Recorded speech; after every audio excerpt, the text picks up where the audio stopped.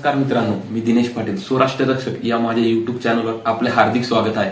स्वराष्ट्र रक्षक म्हटलं तर डोळ्यांसमोर या मातृभूमीसाठी संपूर्ण जीवन समर्पित करून राष्ट्र निर्माण करणारे चरित्र दिसतात. आपल्या शौर्य तेजाने इतिहासाला पण गौरवान्वित करून आपल्यात राष्ट्रप्रेम व राष्ट्रभक्ती जागृत करतात.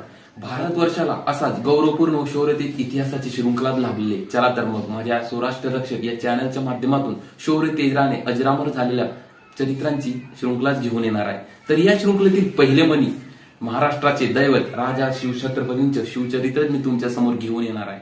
जय शिवराय मित्रांनो. मी शत्रूची शत्रू म्हणूनच वागलो, मित्राला दगा दिल्याचे दाखवा असे आव्हान करणारे, पुरंदरच्या तहाने धुळीस मिळाले राज्य परत त्या धुळीतून उठून सुवर्णमय करण्याचे सामर्थ्य फक्त एकाच महापुरुषाला साधले, ते म्हणजे राजा शिवछत्रपती.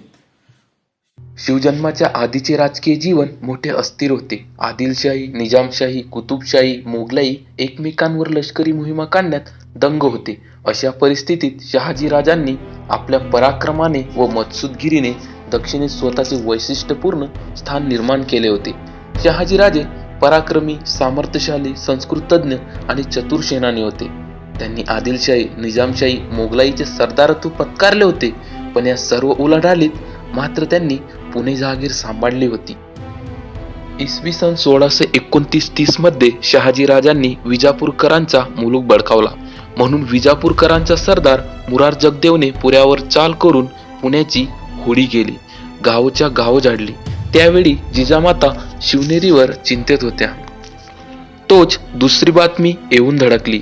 जिजाबाईंचे वडील लखुजी जाधव हे त्यांच्या 3 पुत्रांसह दौलताबादेच्या दरबारी गेले असता सुलतानाने आधीच कट रचून त्यांना दरबारी बोलावून भर दरबारातून सुलतान उठून गेला.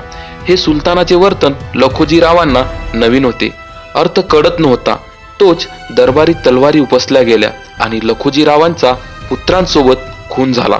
त्यांचा एक मुलगा त्यांच्या आईजवळ होता म्हणून वाचला. जिजामातेवर दुःखाचा डोंगर कोसळला, पण पोटात बाळ वाढत होतं म्हणून सारं दुःख त्यांना गिळावं लागलं होतं. दिवसामागून दिवस जात होते. शेवटी 19 फेब्रुवारी 1630 शिवनेरीवर भाग्य उजाडलं आणि जन्मांतरीचे पांग फेडण्यासाठी शिवजन्म झाला. गडावर नवे वारे संचारले गेले होते. देवधर्म, पूजा अर्चा, अभिषेक यांच्यासाठी गडावर गर्दी उसळली होती. 5व्या दिवशी बाळंत घरात शस्त्रपूजा झाली. पुढे बारशाची तयारी चालू झाली आणि गडावर जिजाबाईंची सासूबाई उमाबाई साहेब गडावर आल्या. दुसऱ्या दिवशी बारसं झालं आणि जिजाऊंनी बाळाच्या कानात शिवाजी म्हटले. तुताऱ्या आणि चौघड्यांच्या नादात सारा गड भरून गेला. शिवाईला नवस बोलले होते म्हणून नाव शिवाजी ठेवलं गेलं. बाळराजे आजीच्या मांडीवर, आईच्या कुशीत, दासदासींच्या अंगाखाद्यावर वाढत होते. बाळराजेंचा लेण्याद्री आणि आजूबाजूचा मुलूक नजरेखालून जात होता. वर्षामागून 7 वर्ष गेली आणि ज्या पुण्याला मुरार जगदेवने जाडले होते तो मुरार जगदेव आदिलशाहीच्या अवकृपेला बळी पडला आणि त्यांचा अत्यंत क्रूरतेने वध झाला. बाळराजेसह जिजामाता पुण्यात आला. उद्ध्वस्त झालेलं पुणे पुन्हा नव्यानं उभारलं जाऊ लागलं. निष्णात, पटाईत, ढालकरी, पट्टेकरी बरोबर वाड्याच्या चौकात बाळराजेंचे शिक्षण चालू झालं. त्याच काळात मुदोजी निंबाळकरांना विजापूरकरांना सोडून शहाजी राजांनी फलटण जहागीर पूर्वरत दिली होती. पुढे मुदोजी निंबाळकर जिजामातेला भेटायला पुण्यात आपला मुलगा बजाजी व मुलगी सईबाईसह भेटायला आले होते. पुढे सईबाईंचा आणि बाळराजेंचा सोयरीक जमून विवाह झाला. पण या विवाहाला शहाजीराजे येऊ शकले नाहीत आणि नंतरच्या काळात राजमाता बाळराजांसोबत बंगळुरूला शहाजीराजांना भेटायला गेलेत. राजे बंगळुरूहून 5 वर्षाच्या कालावधीनंतर पुण्यात आले. दिवसामागून दिवस जात होते आणि राजे पूर्ण मावळ नजरेतून भरून घेत होते. डोंगराच्या उंच माथ्यावर दाट जंगलात रोहिडेश्वर शंकराचे मंदिर होते. तेथे राजे अनेक वेळा दर्शनाला जात. पण प्रत्येक वेळा राजांच्या मनात कुहूब दाटे. कधी आदिलशाही तर कधी निजामशाही, पण या मुलकात काही बदल नाही. प्रत्येक वेळी शाही फौजा आल्या की मुलूक लुटायचा, गाव बेचिराग करायची, बायका पोरं पडवून न्यायची, हे नित्याचेच झाले होते. राजांनी एक दिवशी त्यांच्या मनातला खूप सांगून टाकला की जर मावळी हाडांची ताकद एक झाली तर ठरलं मग. नेताजी, येसाजी, तानाजी, बाजी, बाळाजी, चिमणाजी, नरसप्रभू किती नाव घ्यावीत. शिवापूरचा सारा वाडा मावळ्यांनी भरला होता. भीमा लोहारने तलवारी भाले सर्वांसाठी तयार ठेवले होते. 15 एप्रिल 1645 मध्ये सारे रोहिडेश्वराकडे निघाले आणि रोहिडेश्वराच्या मंदिरात हिंदवी स्वराज्याची शपथ घेतली गेली. एक नवीन पर्वाला आरंभ होणार होता आणि रोहिडेश्वराच्या समोरील किल्ला घेण्याचे ठरले होते. सारा बेत आखला गेला होता. रोहिडेश्वराच्या पायथ्याला रात्र असतानाच साऱ्यांनी गोळा व्हायचं ठरलं. सारे रोहिडेश्वराच्या डोंगरावरून उतरले. मध्यरात्रीपर्यंत राजे वाड्यात जागे होते. भीमा लोहारने राजांसोबत उद्या मला पण घेऊन चला म्हटले आणि राजांनी होकार दिला आणि ते निघून गेले. भल्या पहाटे राजे स्नान आपटून बाहेर आले. बाहेर स्वार उभेच होते. राजे अश्वावर मांड टाकून निघालेत. सोबत भीमाही होता. रात्रीतून पहाट होत असताना राजे रोहिडेश्वराच्या पायथ्याशी पोहोचले. वाटेवर सारेच राजांची वाट पाहत होते. भारेकरी तयार होते. मग काय, मोहिमेला सुरुवात झाली. गडाच्या चौकी पहारेकरी दरवाजाच्या देठीवर चिलम फुंकीत बसले होते. पावसाळा लवकर येणार म्हणून गडावर झडी बांधायचे काम चालू होते. त्यांच्याच राजांनी फायदा घेतला. भारेवाले मावळे एकामागून एक गडावर पोचते गेले. पहारेकरीला जरा शंका आली. रोजपेक्षा आज जरा जास्तच भारे जात आहेत म्हणून त्याने एकाला अडवले आणि विचारपूस करून भारा खाली टाकायला लावला. पहारेकरी भारा सोडतोच तोच तलवारी उपसली गेली. तेवढ्यात पहारेकरी देवटीकडे धावू लागला. तोच त्यावर तलवारीचा घाव झाला. तिकडे देवटीवाले सावध झाले आणि नगाराचा आवाज गडावर घुमू लागला. गडाच्या चारही बाजूंनी हर हर महादेवाच्या गर्जना उठत होत्या आणि बघता बघता चारही बुरुजांच्या चौक्या काबीज झाल्यात. या गोंधळात किल्लेदाराची झोपमोड झाली. तो तलवार घेऊन बाहेर आला खरा, पण त्याच वेळी त्याला गिरफ्तार केले गेले. गडावरचा आदिलशाही ध्वज उतरवला गेला आणि भगवा ध्वज फडकू लागला. या काळात शहाजीराजे आदिलशाहीत होते आणि इकडे राजांनी आदिलशाहीचाच गड घेतला. कारण जिथं धर्म सुरक्षित नाही, दैवत सुरक्षित नाही, प्रजा सुरक्षित नाही, ती आदिलशाही. मग आता सापाच्या शेपटीवर पाय ठेवलाच आहे तर दुसरे गड सावध व्हायच्या आत सत्ता बटकट करायची राजांनी निर्धार केला. स्वराज्याची स्थापना झाली आणि एकमाद्वितीय महापुरुषाने हिंदवी स्वराज्य बळकट करण्याची मोहीम चालू केली. बघता बघता सैन्य वाढू लागले आणि राजांचे लक्ष वळले तोरणावर. आकाशाला भिडलेला, चढायला कठीण पण किल्लेदार गाफील. मग राजांनी सरळ तोरणावर धडक दिली आणि इसवी सन 1646 मध्ये गड ताब्यात घेऊन स्वराज्याचे तोरण बांधले. स्वराज्याची ध्वजा सह्याद्रीवर फडकू लागली. पुढे रोहिडा आणि तोरणाच्या तटबंदीचे कामे झपाट्याने चालू होती. पण जेवढे गडावर खजिने होते ते भराभर संपत होते. राजे चिंतेत होते, पण देवाचे राज्य आहे म्हणून काम चालूच होते. शेवटी धनाअभावी गडाचे काम उद्या बंद करावं लागणार होते. राजे रात्रभर झोपले नाहीत. कुठं सुरुवात झाली आणि तोच बंद करावा लागणार. तानाजी सकाळी सकाळीच गडावर आला आणि काल गडाचं काम चालू असताना विपुल धनाचा साठा सापडला अशी आनंदाची बातमी घेऊन आला. शेवटी श्रींची इच्छा देवाने लाज राखली आणि काम जोरात चालू झाले. इकडे मुदोजीरावांवर विजाकरांची इतराची झाली आणि अंबरखान अचानक पलटणवर चालून गेला. प्रतिकारात मुदोजीराव पडले व बजाजीला कैद करून बळजबरीने मुसलमान केले.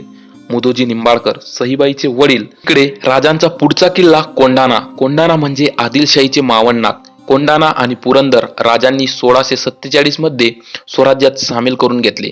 राजे फार झपाट्याने पुढे जात होते. जिजामातेचा त्यांना पूर्ण पाठिंबा होता, पण काही मंडळी मात्र चिंतेत होती. चारही बाजूंनी शत्रूने वेढलेले स्वराज्य राजे उभारत होते. चाकण बरोबर पुरा 12 मावळवर स्वराज्याची ध्वजा फडकू लागली होती. तिकडे मात्र आदिलशाही बिथरली होती आणि महाराजांचा बंदोबस्त करण्यासाठी फत्तेखानाला पाठवले होते. राजे बाजी पालसकरांबरोबर पुरंदरवर आले. राजांनी पहिलेच गडावर दारुगोळा भरपूर जमवून ठेवला होता. अचूक जागेवर तोफांचे मोर्चे बांधले होते. तटाकडे गोफन दगडांपासून मोठ्या दगडांचे ढीग रचले होते. गोदाजी जगताप, भीमाजी वाघ, संभाजी काटे, शिवाजी इंगळे, भिकाजी चोर, पोडगे यांच्यासारखे अनेक वीर उत्साहाने वावरत होते आणि रामोशी गुप्तहेर खानाच्या बातम्या आणत होते. ही सारी व्यवस्था कावजी मल्हारने अंगावर घेतली होती. खानाने खडक बेलसरला तड दिला आणि त्याचा एक प्रमुख सरदार बाळाजी हैबतराव याला फौज देऊन पाठवले. त्याने सुभान मंगळच्या गडीत ठाण मांडलं. राजांना ही बातमी समजतात कावजी मल्हार पुढे आला आणि शिरवळचा कोट मला ठाव आहे. कावजी मल्हारला महाराज म्हटले, स्वराज्याची पहिली कामगिरी मागितली, तो हक्क तुमचाच आहे आणि बाळाजी स्थिर व्हायच्या आत त्याला गाठा.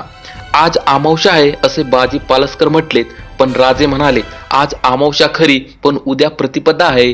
प्रतिपदेचा विजय हा चंद्राप्रमाणे वाढता असतो. तोच घरी येऊ दे आणि तो मिळवायला अमावस्येलाच बाहेर पडायला हवा. मुहूर्त नक्की झाला आणि किर रात्री कावजी गडाखाली उतरला. 6 कोसांवर असलेला सुभान मंगळ गडीकडे फौज निघाली. गडी वजा किल्ला, मातीचा तट, ओढ्यासारखा खंदक कावजी सैन्यासह तटाला भिडला. लढाईत बाळाजी हैबतराव मारला गेला आणि सुभान मंगळगड काबीज झाला. ही बातमी फत्तेखानाला कळताच तो पुरंदरच्या पायथ्याशी स्वारीसाठी धडकला. फत्तेखानाचे सैन्य गड चढू लागले. पिछाडीत स्वतः फत्तेखान होता. डाव्या बगलेला निंबाळकर व उजवा बगलेला घाटगे होते. राजे बुर्जावरून सारे पाहत होते. बाजी पालसकर तटाच्या कडेने हिंडत होते. शत्रू बाणाच्या टप्प्यात येतात राजांची तोफ धडाडली. हर हर महादेव म्हणत सैन्य गडाबाहेर पडले. तटावर चढू पाहणाऱ्या शत्रूवर बंदुकीच्या गोफणींचा वर्षाव सुरू झाला. प्रचंड दगड गडावरून शत्रूवर कोसळू लागले आणि शत्रूच्या सैन्यांची दानादान झाली. जे गडाच्या तटपर्यंत पोहोचले ते मारले गेले आणि बाकीचे पडत सुटले. विजयाची चिन्हे दिसत होती. तोच राजांना घोड्यांच्या टापांचा आवाज आला. राजे वडले. तोच बाजी पालसकर घोड्यावर स्वार झाले होते. राजे म्हणाले, बाजी स्वार का झालात? बाजी म्हणाला, राजे सारी उमर लढाई पाहण्यात गेली. स्वराज्याची पहिली लढाईत बसून कसा राहू? पुरा विजय घेऊनच घरी येतो. बाजेंनी टाच मारली आणि मराठ्यांना चेव चढला. फत्तेखान त्याचे पडणारे सैन्य सावरून मोर्चे बांधण्याचा प्रयत्न करत असता बाजी पालसकर आदिलशाहीवर तुटून पडले. सारे प्राणाने लढत होते. फत्तेखानाच्या उजवा हात असलेला मुसेर खान त्वेषाने लढत होता. हे पाहताच गोदाजी जगताप मुसेर खानावर चालून गेले. गोदाजीने फेकलेला भाला मुसेर खानाच्या मांडीत जाऊन घुसला. संतापाने बेभान झालेला मुसेर खानाने भाला उपसला आणि भाल्याचे 2 तुकडे गेले. तलवार घेऊन तो गोदाजींवर चालून आला. गोदाजीने चांगलीच लढत दिली. संधी साधून गोदाजीने तलवार खानाच्या खांद्यावर वेगाने उतरवली. खान रक्ताच्या थोडक्यात पडला. मुसेर खान पडलेला पाहताच फत्तेखान पडू लागला. बाजी पालसकर गरजले, एकही शत्रू सोडू नका.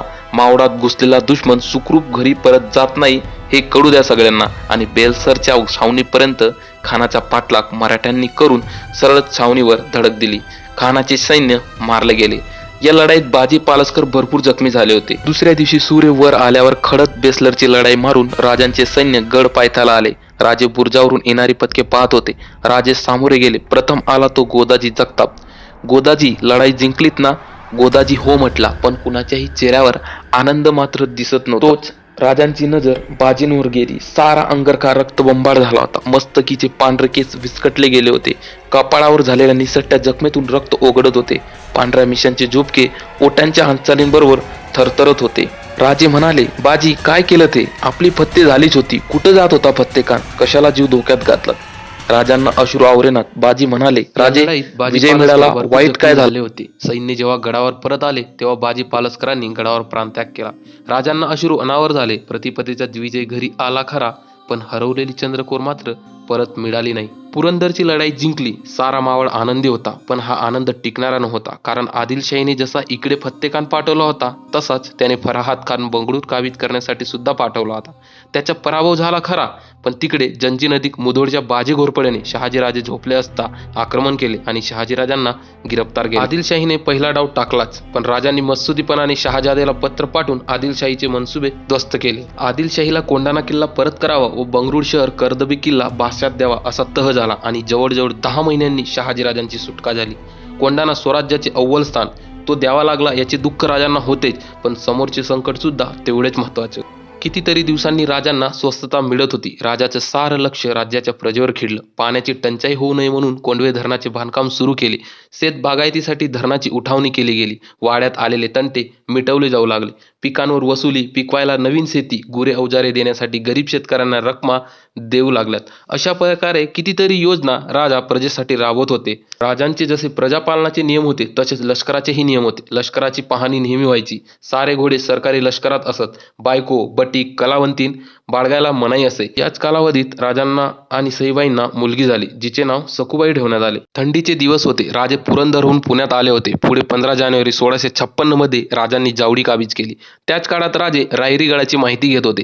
तख्तात जागा हाच गड करावा आणि पुढे त्याचेच नाव रायगड ठेवले गेले. पुढे राजांनी सुपे काबीज केले. स्वराज्याची सीमा वाढवतच होते तोच गडावर दुःखाची बातमी आली. राजांचे थोरले भाऊ संभाजीराजे आणि अफजल खान कनकगिरीला वेढा देऊन बसले असता संभाजीराजेंना गोडा लागला व ते शांत झाले. राजांनी आणि जिजामातेने मोठ्या धीराने दुःख सहन केल्याचे भासून राजे राज्यकारभार पाहतच होते. पुढे राजांची नजर जुन्नरवर गेली. जुन्नर बेसावध होती. जुन्नर म्हणजे दक्षिणेतील मोगलांची एक मातंबर पेठ. बघता बघता राजांनी जुन्नर चारी बाजूंनी वेढले. एकच कापाकापी चालू झाली. जुन्नर काबीज झाले. पुढे राजांनी अहमदनगरवर चाल करून मोगलांचे अव्वल ठाणे घेतले. त्यात नौशीरखान राजांवर चाल करून आला असता राजांनी त्याचा पण पराभव केला. ही बातमी जेव्हा औरंगजेबाला कळाली तेव्हा तो लालबुंद झाला. पण तिकडे दिल्ली दरबारात शहाजहान आजारी असल्यामुळे त्याची नजर तिकडे होती. इकडे दुर्लक्ष करणे त्याला भाग होते. जुन्नर व नगर मारून राजे जेव्हा पुण्यात आले तेव्हा त्यांना तातडीने पुरंदरवर जावे लागले, कारण पुरंदरवर 14 मे 1657 रोजी राजांना पुत्ररत्न शंभूबाळ झाले होते. फक्त पावसाळ्या संपण्याचा आत कोंढाणा काबीज झाला आणि कल्याण भिवंडी सुद्धा. हीच ती मोहीम ज्या मोहिमेत कल्याण सुभेदाराची सून राजांसमोर पेश केली गेली आणि राजांनी परस्त्री म्हणजे माता म्हटले. आमचा ध्वज भगवा आहे, पवित्र आहे आणि त्यांना बाइज्जत जाऊ दिले. राजे कल्याण भिवंडीची व्यवस्था लावून परत आले. इकडे मोहम्मद आदिलशाह वारल्यानंतर विजापुरात बरेच बदल झाले होते. सत्ताबळी बेगमच्या हातात होती. ते सती कुठल्याही स्तराला जाणारे हे त्यांनी खान मोहम्मद दास, बलवलखान आणि ज्या फत्तेखानाने पुरंदरला वेढा दिला होता त्या फत्तेखानालाही विष देऊन मारले. त्याचाच फायदा राजांनी घेतला आणि कर्नाटक मोहीम फत्ते केली. इकडून औरंगजेब मात्र उत्तरेला गेला आणि काही अवधीतच त्याने त्याच्या बापाला कैद करून भावाचा खून करून राज्य बळकावलं. इकडे विजापूर दरबार मात्र परेशान होता, कारण आदिलशाहीचे गड मुलूक राजांनी घेतले होते. म्हणूनच बडी बेगमने दरबारात विडा ठेवून राजांच्या पराभवासाठी दरबाराला आव्हान दिले होते. दरबारात रुस्तम जमा, मुसेर खान, याकुत खान, सिद्दी हलाल यासारखे मातब्बर सरदार होते, पण कोणाची हिंमत मात्र होत नव्हती. त्याचवेळी धिप्पाड देहाचा, उंचपुरात चेहरा, राकट स्वभाव, डोळ्यात आत्मविश्वास, घातकी नजर, 10वा हात तलवारीवर ठेवीत अफजल खानाने तो वेढा उचलला. अनेक सरदार आणि लाखोंच्या सैनिकासह त्याने तुळापूर पंढरपूर मार्गे जाण्याचे निश्चित केले. रस्त्यात त्याला प्रथम तुळापूर लागले. छोट्याशा गावाला खानाच्या सैन्याने दिसेनासे केले. त्याने मंदिरे फोडली, देवीच्या मूर्त्या फोडल्या. इथवरही तो थांबला नाही तर पुढे पंढरपुरात पण त्याने तसाच उपद्रव केला. त्याच्या पापाचा गडा भरून आला होता आणि तो लवकरच सह्याद्रीच्या पायथ्याशी फुटणार होता. राजांना माहीत होते खान कुठेही जाऊ दे, छावणी मात्र व्हायलाच करेन. राजांचे नजरबाज फकीर संन्यासीच्या वेशात फिरत होते आणि खानाची एक ना एक बातमी राजांना कळत होती. त्याच काळात सईबाईंची प्रकृती जास्त खालावली होती. इकडे राजगडाची सदर दररोज येणाऱ्या सरदारांनी भरत होती. राजगडच्या माचीवर तोफा चढवल्या जात होत्या. राजगड फिरंगच्या ताब्यात देऊन राजे जावडीला निघाले. त्यावेळी खान वाईला सुद्धा आलेला नव्हता. जावडीला छावणीचे स्वरूप आले होते. राजे प्रतापगडावर गेले, कारण खान वाईला येणार हे नक्की होते आणि प्रतापगडापासून कोसांच्या अंतरावर वाई जवळ होती. पण वाईहून प्रतापगड गाठणे मात्र सोपे नव्हते. राजांना त्याच काळात परत राजगडला जावे लागले, कारण सईबाईंची तब्येत मात्र फार नाजूक झाली होती आणि 5 सप्टेंबर 1659 रोजी स्वराज्याची पहिली राणी राजांना सोडून निघून गेली. त्यावेळी नवरात्रीचे दिवस होते आणि तेही दिवस सुतकात गेले. खान मात्र वाईला आला होता. दुःखाचा डोंगर पडदे आड करून राजे स्वराज्य रक्षणात बाहेर पडले. बघता बघता खानाने राजांचा बराच प्रदेश बळकावला. खानाचा व्याप राजांना कळत होता, पण त्याचा विरोध कुठेही राजांनी जाणीवपूर्वक केला नाही. तरी खानाच्या सैन्याने गावाच्या गाव बेचिराग केली, जाडली. सायंकाळी राजांनी सदर भरवली. नेताजी पालकर, अत्रे, मानकोजी, पानसंबड, कृष्णाजी नाईक, मोरोपंत पिंगळे ही खाशी माणसे हजर होती आणि राजांनी आपला बेत सांगितला. खान पूर्ण तयारीनिशी आला होता. अशी युद्ध म्हणजे पराभव. तरी जावडीत बसून खानाला तोंड द्यायचे निश्चित झाले होते. राजे जावडीला आलेत. प्रतापगडावर मात्र ठाई ठाई चौकी पहारे बसले होते. मोक्याच्या जागी तोफ्यांचे मारे होते. राजांना माहीत होते जावडी खोऱ्यात येणाऱ्या 100 शत्रूंना आपला माणूस आडवा पाडेल, कारण कुमक नुसती माणसांची नव्हती तर स्वराज्य निष्ठेची होती आणि सह्याद्रीची कुश रक्षणार्थ उभी होती. त्याचबरोबर आशीर्वाद द्यायला महाबळेश्वर होता. इतरांप्रमाणे शरणागती पत्करून ताबेदार राहणारे राजे होतेच, तर नव्यानं स्थापन झालेल्या हिंदवी स्वराज्याची परिपूर्ती करून सर्व शंखलातून मुक्त करणारे राजे होते. इकडे मात्र खान राजांची शांतता पाहून त्रस्त झाला होता, कारण त्याने राज्यात लुटमार व मुलूक ताब्यात घेण्याचा बडीमार घातला होता. तरी राजांकडून काही हालचाल होत नव्हती, म्हणून तो बैचेन होता. पण राजांचा गनिमी कावा मात्र काम करत होता. शेवटी खानाने शांततेला तोंड फोडलेच आणि त्याचा वकील कृष्णाजी भास्कर याला प्रतापगडावर भेटीसाठीचे पत्र देऊन पाठवले. पण खान कपटी होता. ज्या विजापूर दरबारात राजांना सफा करण्याचा तो विडा उचलतो, तो काय फक्त भेटणार होता? ज्याने कस्तुरी रंग्याला भेटीला बोलावून ठार केले, खान मोहम्मदाचा खून केला, त्यावर राजा विश्वास तशी कसे ठेवणार? मग खानाला भेटायचे झालं तर इथेच येऊन भेटले पाहिजे. पण तो कसा? तर म्हणून राजांनी पंताजी गोपीनाथांना हेजीब म्हणून पाठवून त्यांची जबाबदारी दिली. पंताजी म्हणजे विश्वासू माणूस, बुद्धीचे आगार, एवढा घरोबा की सारे त्यांना पंताची काका म्हणत. पंत खान होईल त्या मार्गाने तयार झाला पाहिजे. ते कसं तुमचं, बाकी पुढचं आम्ही बघू. तिकडे कृष्णाजी भास्कर परत जाऊन खानाला सारी हकीकत सांगितली. गड मुलूक यांची सुद्धा सारी माहिती खानाला दिली आणि राजांचा वकील येत आहे म्हणून सांगितले. रघुनाथ पंत खानासमोर आले. राजांचं पत्र वाचलं आणि खान खुश झाला. खान भेटीला वाईला बोलत होता, पण पंत काका तेवढेच मुरब्बी होते. त्यांनी खानाला म्हटले, राजा कसदिल आहे, वाईला यायला घाबरतात. पण खान तयार नव्हता. पंतांनी होनाचे आमिष दाखवून या ना त्या मार्गाने खानाला वळूनच घेतले. ठरलं मग जावडीला भेटायचं. खानाने पण मनात ठरवलं होतं, राजे सरळ हाताने हातात आले तर ठीक, नाहीतर जावडी सपा करून मुर्दा आणू. पंताजी गडावर आले. पंताजींनी शत्रूची बारीक सारीक पूर्ण माहिती राजांना सांगितली. खान जावडीत उतरणार यात शंका नव्हती. राजांनी भराभर पावले उचलली. नेताजी पालकरांना वाई आणि जावडी खोऱ्यात काम दिले. साऱ्या सरदारांच्या जागा निश्चित झाल्या. खान सैन्य घेऊन येणार होता, पण राजांनी साफ नकार दिला होता, म्हणून पंत खानाशी वाटाघाटी करत होते. राजे खानाला कोयना खोऱ्यात उतरवण्याच्या बेतात होते. पार गावाजवळ खानाच्या छावणीची जागा निश्चित झाली आणि खानाच्या भेटीसाठी गडाखालच्या माची सोंडेची जागा निवडली गेली. ही जागा अशा ठिकाणी होती की गडावरून तेथे पूर्ण लक्ष ठेवता येत होते. इकडे खान सुद्धा त्याच्या पूर्ण इराद्याच्या तयारी करीत होता. खान आपल्या प्रचंड लष्करासहित कोयना खोऱ्यात आला. खान छावणीत स्थिर होताच राजांनी दूर ठेवलेले सैन्य जवळ आणण्यास सुरुवात केली. अफजल खानाचे सैन्य चारही बाजूंनी कोंडले गेले होते, पण खानाला त्याची मागमुसही नव्हती. तो निराळ्यात विचारात मग्न होता. राजांची भेट घ्यायची, दगाफटका करायचा आणि संपूर्ण मुलक बेचिराग करायचा, आणि जर राजे पळालेच तर तोफांच्या माराने गड जमीनदोस्त करायचा, तो विचारात मग्न होता. भेटीच्या अटी ठरल्या आणि भेटीचा दिवस पण ठरला. आदल्या दिवशी गुप्तहेर प्रमुख बर्जी नाईकने खानाची पूर्ण माहिती दिली. भेटीचा दिवस उजाडला. राजांसोबत संभाजी कावजी व जिवामहाला जाणार होते. राजांनी पूर्ण नियोजन केले होते. जंगलातून सैन्य दबा धरून बसले होते. राजांनी सगळ्यांना सांगितले होते, काही वेळ वाकडं झालं तरी खानाचा सफाया करा, आई भवानी यश देईल. राजे जिवा महालाला आणि कावजीला घेऊन महालात आले. दोघांना शामियानाच्या प्रवेशद्वाराजवळ उभे राहण्यास सांगून जीवाला सय्यद बंडावर लक्ष ठेवायला सांगितले व संभाजी कावजीला खानाकडे. राजांनी जरी बख्तर घालून पोशाख चढविला. शेवटी शेवटचे शस्त्र राजांनी घातले. तीक्ष्ण टोकांनी सजलेले 4 नखांचे ते वाघनख राजांनी डाव्या हातात चढवले. वाघनख्या कड्या सुवर्णाच्या होत्या. दोन्हींवर तेजस्वी हिरे चमकत होते. मिटलेल्या मुठीवर फक्त अंगठ्या दिसत होत्या. इकडे खान त्याच्या मनाचा मनसुबा ठेवून शामियानातच येऊन थांबला होता. शामियाना बघून त्याचे डोळे दिपावलेच. पातशाहीत अशी दौलत नाही, केवढं हे, पण त्याला काय माहीत त्याची कबर येथेच खोदली जाणार होती म्हणून. पंताजी तिथेच होते. खान म्हटला, बोलवा तुमच्या राजियास. राजे 2 खास रक्षकांसह व 10 जोखीमदारांसह ठरल्या नियमाप्रमाणे निघालेत. शामियाना जवळ आला. शामियानाच्या दुसऱ्या बाजूस खानाचे 10 रक्षक उभे होते. तेडपे ते तेगे होऊन उभे होते. राजांचे रक्षक पण त्याच अंतरावर उभे राहिले. राजे शामियानाच्या पडद्याआड गेले. तोच सय्यद बंडा खानाच्या शेजारी उभा दिसला. राजे 2 पावले माघारी आले. ठरल्याप्रमाणे त्याला बाहेर पाठवा. तो बाहेर गेला. दाराशी जिवा आणि कावजीला उभे करून राजे कृष्णाची बरोबर आत गेले. दोघा वकिलांनी दोघांची ओळख करून दिली. खानाचे रूप राजांनी क्षणात हेरले. चेहऱ्यावर लोभी हास्य, डोळे राजांवर रोखलेले. धुराचा लूट उठावा तसा खान चौथऱ्यावर उभा राहिला. खानाच्या तुलनेत राजे ठेंगणे व सरपातळ भासत होते. खानाच्या चेहऱ्यावर हास्य उमटले. खानाने आपले विशाल बाहू पसरले आणि आओ राजे आओ असे म्हटले. राजे धीम्या पावलांनी जगदंबेचे स्मरण करून चौथरा चढले आणि अफजलचे हात गडाभेटीसाठी राजांच्या पाठीवर पडले. राजांना खानाच्या उजव्या छातीवर मस्तक टेकले. खानाने मात्र त्याच्या मनसुब्याला सुरुवात केली. खानाचे बळ वाढतच होते. खान हसला आणि त्याने राजांचे मस्तक डाव्या बाजूला घेतले. खान राजांचे मस्तक काकेकडे नेऊ पाहत होता. खानाच्या चेहऱ्यावर विजयाचे हसू उमटले होते.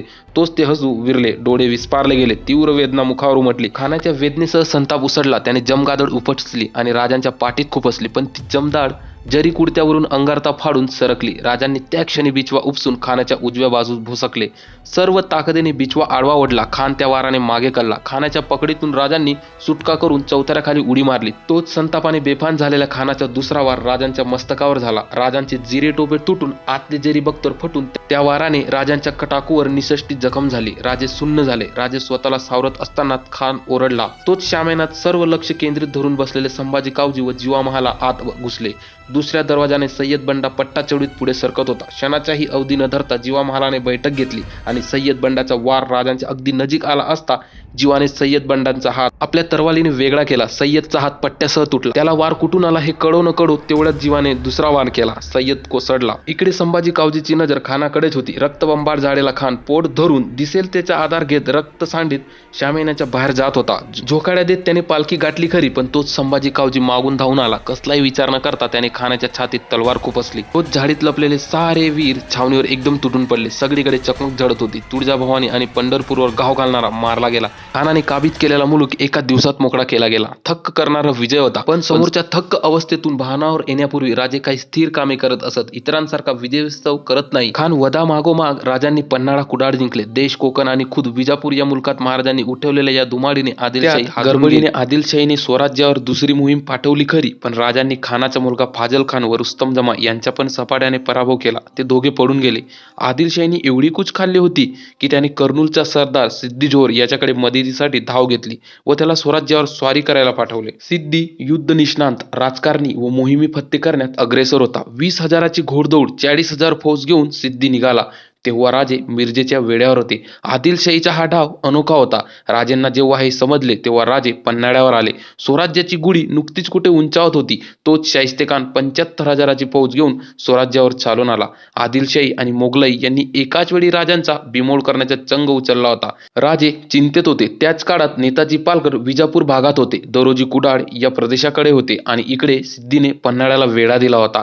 गडाच्या पूर्वेला सिद्धी, फाजल व रुस्तम जमा होते व पश्चिमेला सादत खान मसूद होते. गडावरून जिकडे पाहावे तिकडे सैन्याच्या छावण्या दिसत होत्या. वेड्याची मांडणी पूर्ण होताच फौज पुढे सरकू लागली. इकडे राजे बुर्जावरून सारे पाहत होते. बुर्जावरील तोफे इशारतीसाठी वाट पाहत होत्या. शत्रू टप्प्यात येतात राजांनी हात वर केला. तोच जय भवानीच्या गजरात तोफा धडाडू लागल्या. सिद्धी 3 दिवसात जेवढा पुढे आला होता तेवढा मागे रेटला गेला. शत्रूच्या सैन्यात एकच गोंधळ माजला आणि तोफांच्या टप्प्याबाहेर जाऊन शत्रूने दम घेतला.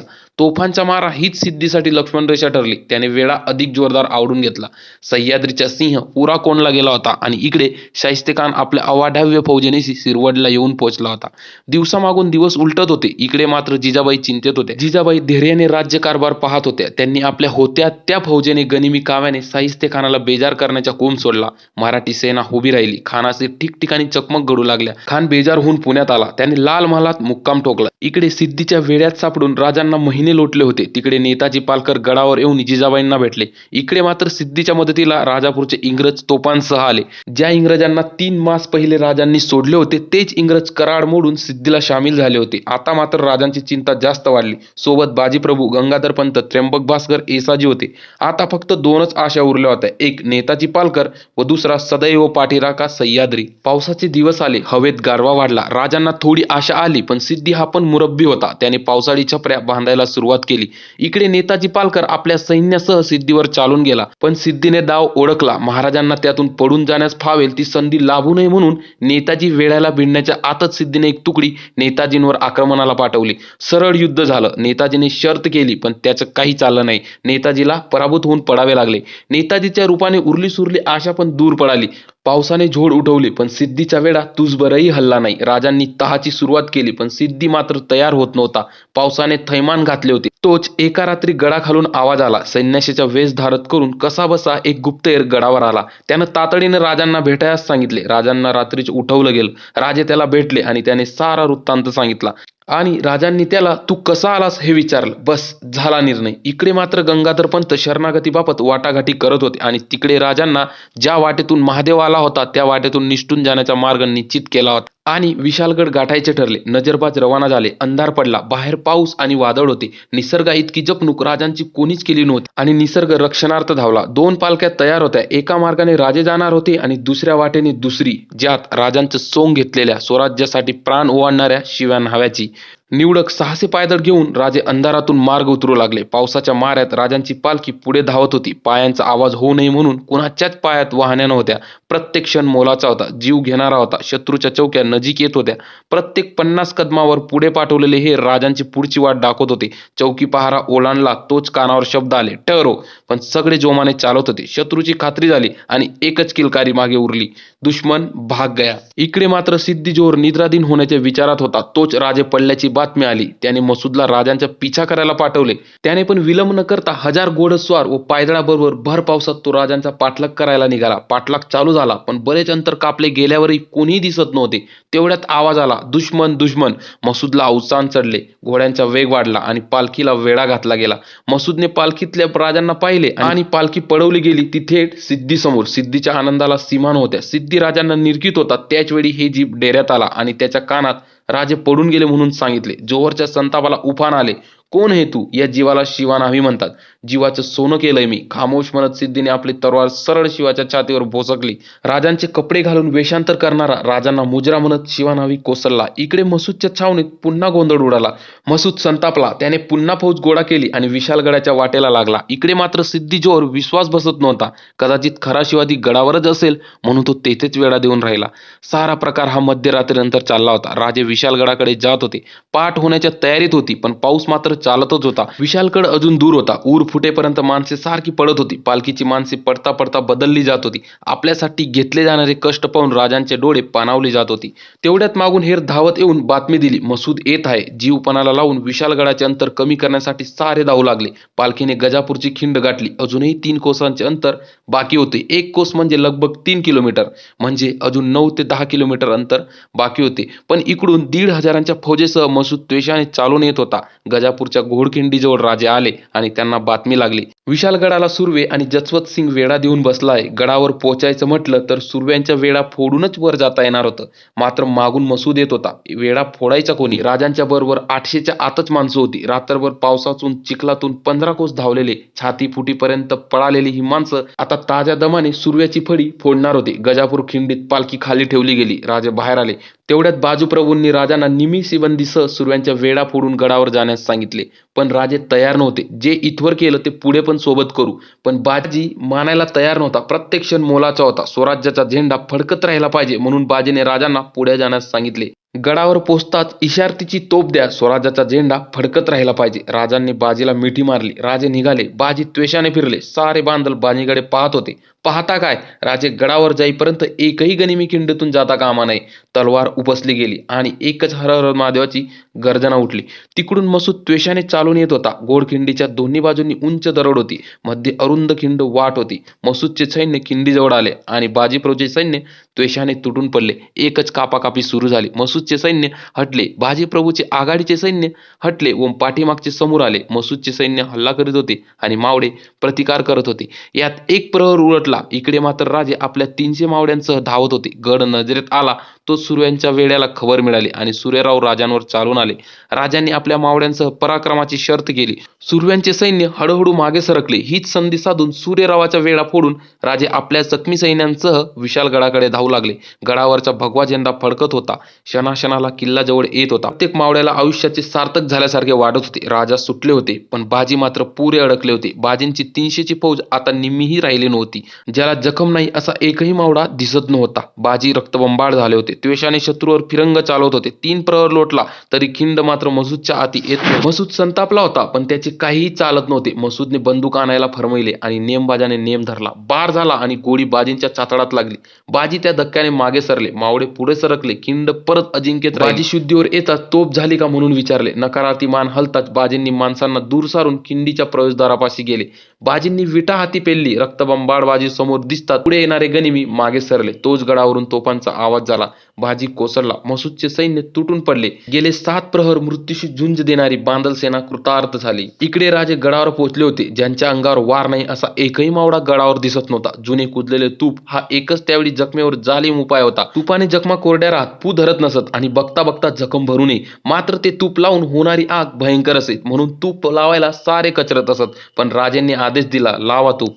घोडखिंडीची वार्ता राजांना समजतात राजांना अश्रू अनावर झाले. घोडखिंड पावन झाली आणि घोडखिंडीचे नाव पावनखिंड ठेवले गेले. दुसरा दिवस उजाडला.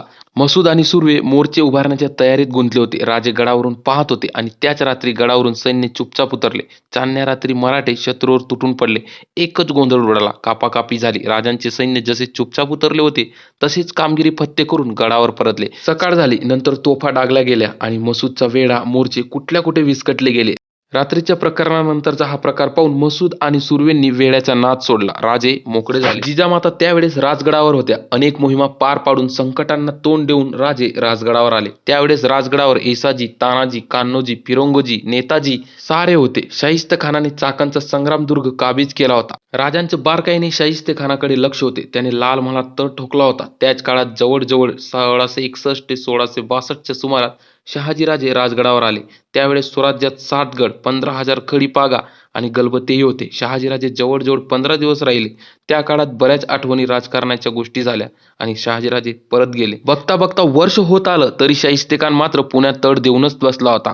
त्याच वर्षी उंबरखिंडाची लढाई आणि शुंगापूर काबीज केले. विजापुराशी सलोखा झाला आणि पुढच्या वर्षी दिवस उगाला 5 एप्रिल 1663. लाल महली उतरण्याचा बेत आखला गेला. एक एक जण राजांचा निरोप घेऊन गड उतरू लागले. कुणी काय सांगायचं, कुठं थांबायचं सारं ठरलं होतं. बघता बघता साऱ्यांनी चौकी पहारे ओलांडले आणि पुण्यात प्रवेश केला. इकडे मात्र नियोजनानुसार झाडांना आणि बैलांना पोलते बांधले जात होते. बाळाजी, चिमणाजी, सर्जेराव, महादेव, इब्राहिम कम सारे राजांच्या सोबत अडथळे पार करून कसब्याजवळ थांबले. राजे दिंडीजवळ आले. बाळाजी, चिमणाजी राजे खिडकीतून आत शिरले. राजांच्या कल्पनेप्रमाणे ती महालाची जागा होती, पण तो महाल पडद्यांच्या बाळांनी झाकला गेला होता. त्यातले एक एक पडदे फाडून राजे खानाचा शोध घेत होते. उठलेल्या आक्रोशाने खान जागा झाला. त्याने बाजूला भरून ठेवलेली बंदूक उचलली. पडदा फाडून आत शिरलेल्या मावळ्यावर बार काढला. मावळा ढासळला. पाठोपाठ राजे आत घुसले. घाबरलेला खान खिडकीतून सज्जाद उडी मारण्याच्या तयारीत होता. त्याच वेळी बेगमने दिवा विझवला. राजांनी त्वरेने अंदाजाने वार केला. खानाची किंकाळी उमटली. साऱ्या महालात एकच धावपळ उडाली. राजे साऱ्यांसह बाहेर आले आणि घोड्यावर स्वार होऊन दौडत निघाले. पुण्याबाहेर येताच कर्णा वाजविला गेला. कात्रज जवळ रानातून तसाच आवाज उठला. पुढे गेलेले अश्वपथक घाटावर पोहोचले. राजांचा पाठलाग करणाऱ्या सरदाराला खालच्या दरीतून मशाली पडताना दिसल्या. सरदाराचा संताप उसडला आणि कात्रजच्या घाटाने तो खाली उतरला. इकडे मात्र राजे घाटावर आले होते आणि कोंढाण्याच्या दिशेला लागले. खानाचा सरदार मशालीचा पाठलाग करीत होता. मशाली नजीक आल्या आणि सरदाराचे डोळे विस्पारले गेले. साऱ्या रानात बैल धावत होते. अनेक झाडांच्या फांद्यावर तशाच मशाली बांधल्या होत्या. शिंगावरचे पोलते फरफरत होते आणि सरदारा दिवसात चांदण्या दिसल्या. लाल महालावर अवकळा पसरली. शाहिस्ते खानाच्या उजव्या हाताचे 3 बोटे कापले गेले होते. या प्रकरणानंतर शाहिस्ते खान जो पुणे सोडून गेला तो परत कधी आलाच नाही. पण राजे विजय उत्सव करत नाही. शत्रू भानावर येण्यापूर्वी काही स्थिर कामे करत असत. लगेच राजापूर, कुडाळ, वेगुर्ला जिंकून पुरी कोकणपट्टी साफ केली. स्थायी यश मिळवणाऱ्या मोहिमेचा आरंभ करून अनपेक्षित धक्क्याला अर्थ असतो. अनपेक्षित धक्का देऊन थक्क करणे व शत्रू भानावर येण्यापूर्वी काही स्थिर विजय मिळवणे हा राजकीय वास्तववाद म्हणजे छत्रपती शिवाजी महाराज. शाहिस्ते खानाने पुणे पार उद्ध्वस्त केले होते. त्याची भरपाई म्हणून राजांनी मुघलांची सोन्याची खाण म्हणजे सुरत जानेवारी 1664 मध्ये लुटली. त्याच महिन्यात 23 जानेवारी 1664 मध्ये शहाजीराजे श्वानाची शिकार करत असताना घोड्याचा पाय फसला आणि शहाजीराजे फेकले गेले. पडल्या जागीत शहाजी महाराज शांत झाले. शहाजीराजांचे श्राद्ध कर्म गडावर पार पडले. शाहिस्ते खान पराभव, सुरत अहमदनगर लूट, जयसिंगाचा पराभव या साऱ्या मोहिमेने औरंगजेब संतापला होता. त्याने मिर्झा राजे जयसिंगाला दिलेर खान देऊन स्वराज्यावर स्वारी करायला पाठवले. 80,000 स्वार बरोबर दिलेर खान 5,000 पटाणी फौज घेऊन मिर्झा राजे येत आहेत ही बातमी राजांना समजली. थोड्याच दिवसात मिर्झा राजांनी पुण्याचा कब्जा घेतला व जयसिंग दिल्लीला परत गेला. तर मिर्झा राजे पुढे काय करतात आणि राजे स्वराज्य रक्षण कसं करतात हे आपण पुढच्या पार्टमध्ये पाहू. जर तुम्हाला हा व्हिडिओ आवडला असेल तर लाईक, शेअर, सबस्क्राईब जरूर करा आणि पुढच्या येणाऱ्या व्हिडिओच्या नोटिफिकेशनसाठी बेल आयकॉनचं बटन नक्की दाबा.